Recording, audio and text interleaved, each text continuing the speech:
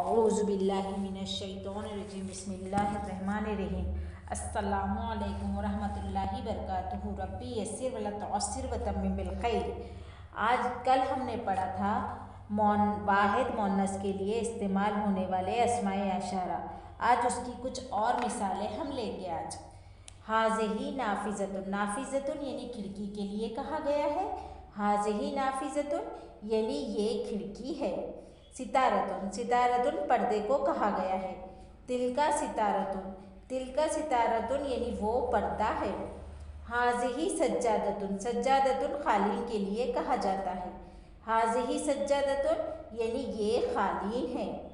तिलका मिरवहतुन, तिलका मिरवहतुन यानी वो पंखा है। मिरवहतुन यानी पंखे के लिए कहा जाता है। हाज़िही हाफिलतुन, हाज़िही हाफिलतुन, हाफिलतुन बस को कहा जाता है। हाज़िही हाफिलतुन यानी ये बस है। तिलका तायरतुन, तिलका तायरतुन यानी हवाई जहाज़ के लिए कहा जाता है। तिलका तायरतुन यानी वो हवाई जहाज़ है। हाज़िही मिलअक़तुन, हाज़िही मिलअक़तुन यानी ये चमचा है। मिलअक़तुन यानी चमचे के लिए कहा जाता है। आज के लिए इतना ही, आगे के एपिसोड में आपको बताऊंगी।